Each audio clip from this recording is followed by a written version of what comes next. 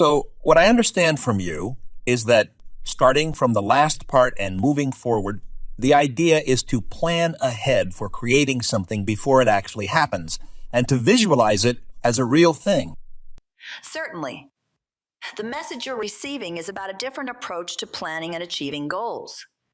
The idea is to understand that the broader plans for your life have already been made by a higher, wiser part of yourself, referred to as the masters within, instead of stressing about making detailed plans with your conscious mind. The guidance is to trust that these plans are in place and to align yourself with the vibrations that will allow those plans to manifest. Imagine your life as if it's a well-stocked kitchen with all the ingredients for a delicious cake. These ingredients represent the experiences and choices you've made in various lifetimes. Now you're receiving impulses or inspirations, like adding a bit of this and a bit of that, which are contributing to the creation of something magnificent.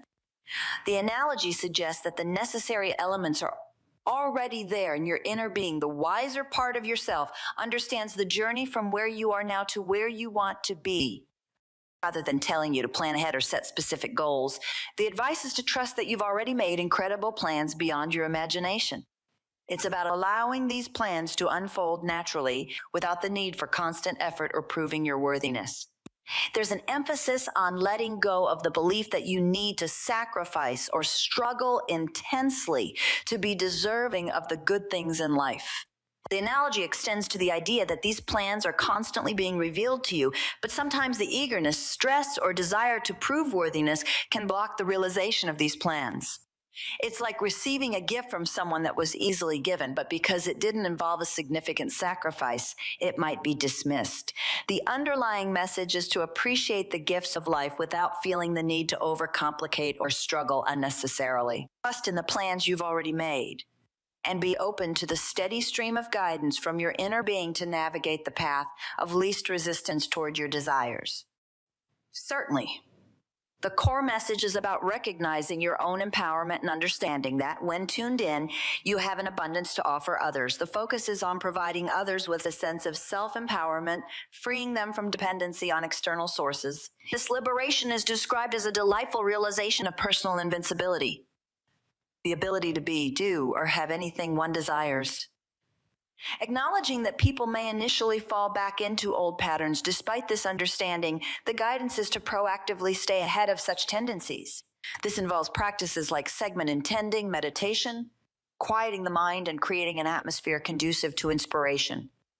The idea is to allow dreams or glimpses of possibilities to occur naturally, without overthinking or trying to control them.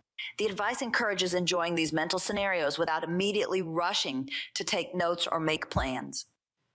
By relishing the unfolding of these mental images, a sense of exhilaration is expected to arise. This positive feeling is seen as a signal that more significant and noticeable ideas will follow, leading to a series of wonderful occurrences in one's life. The analogy of being the center of a magnificent universe is used to emphasize the idea that attention and positive outcomes are naturally flowing towards an individual who allows them. The encouragement is to let these thoughts flow through the mind and to embrace the feeling of being blessed. Thought suggests that by adopting this mindset, one can experience a convergence of multiple positive events simultaneously.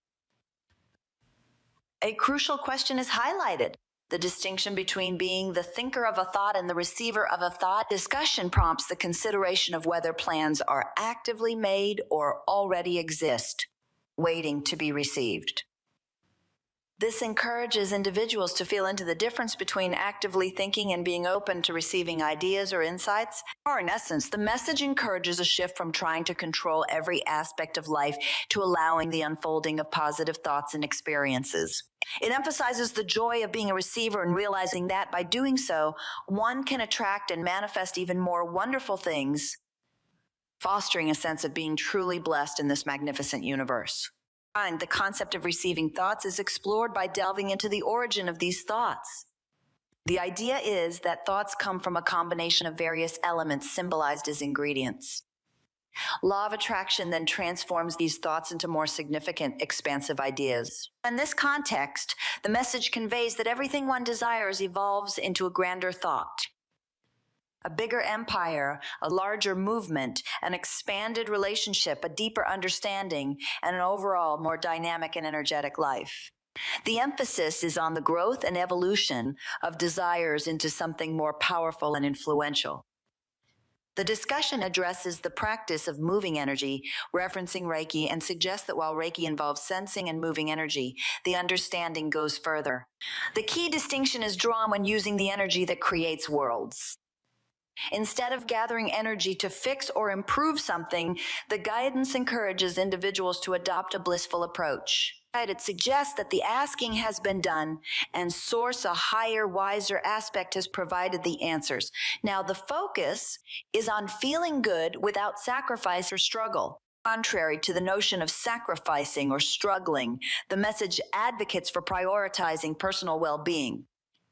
It illustrates this with a metaphorical scenario of enjoying a jacuzzi, getting a back rub, or taking a leisurely drive solely for the pleasure of the view. The idea is to engage in activities that bring joy without any practical reason, emphasizing the importance of self-soothing as the most practical thing one can do. The narrative highlights the struggle faced by someone efficient and effective, referencing Esther, who has spent their life being helpful and productive.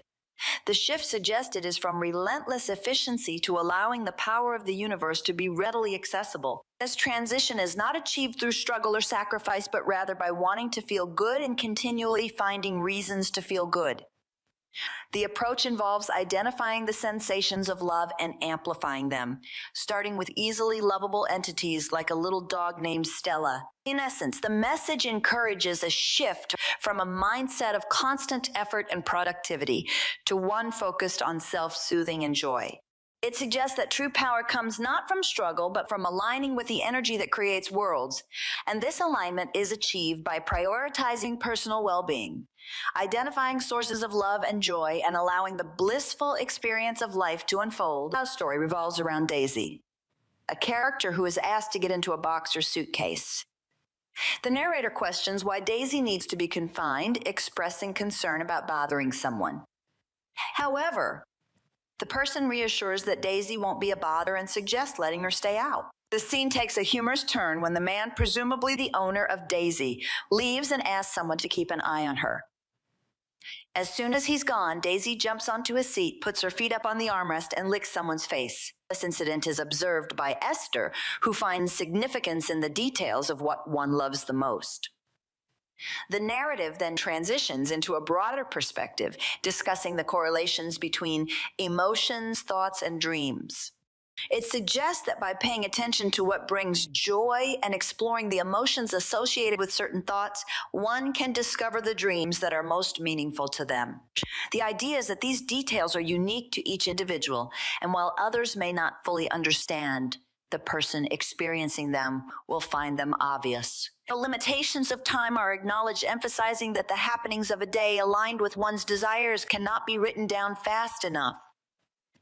Attempting to do so would be a distraction from the natural allowing of these experiences. Practical application of these insights is then questioned, with common daily activities like living, feeding kids, and making beds being mentioned. The response is not a call to abandon existing beliefs, but a gentle encouragement to lean more forward, to be more proactive in aligning with positive thoughts and emotions. An example is shared about Esther's daughter, Tracy, who worked at a diner in California. Tracy, learning about segment intending, would intentionally shape her thoughts during her 15-minute drive to work. By anticipating a fun evening, meeting new people, and enjoying time with colleagues, Tracy experienced delightful nights. The contrast is drawn when she neglected to engage in this segment intending practice, leading to a different, less enjoyable experience. In essence, the message encourages individuals to pay attention to what brings them joy, to intentionally shape their thoughts, and to notice the positive impact on their experiences. It emphasizes that the correlation between aligning with positive thoughts and the resulting positive experiences is not only real, but also observable in the details of daily life. Practice of leaning forward, intending positive segments, and being proactive in one's alignment is presented as a way to enhance the overall quality of life.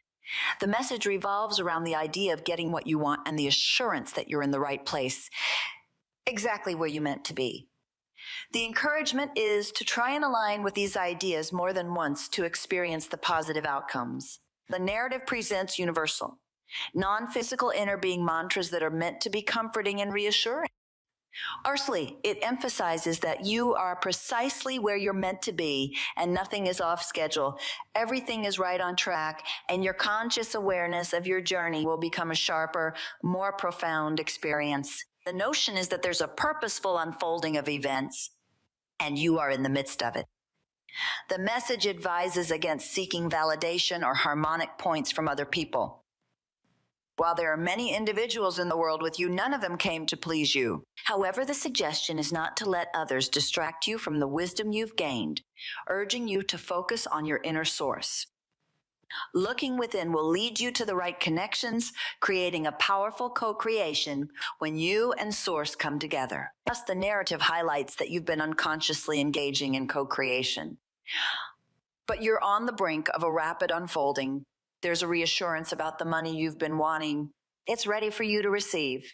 The advice is not to panic or take score, but to softly notice the subtle ways the universe starts yielding to your desires. Certainly, the message conveys that nothing is off limits.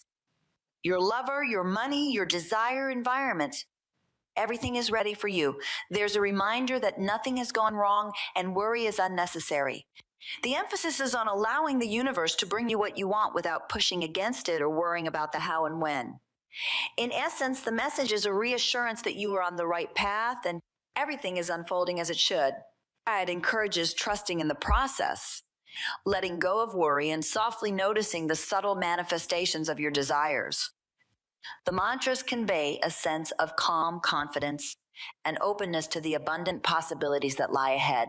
Thus, you possess all the understanding you need to consciously receive everything you've been asking for. Your desires are limitless, and as you allow new experiences into your life, more will unfold. Others may perceive your abundance as greed, not comprehending the constant expansion you're meant to experience. Whether it's good friends, joyful moments, or the wonderful aspects of life you've identified, this abundance is meant.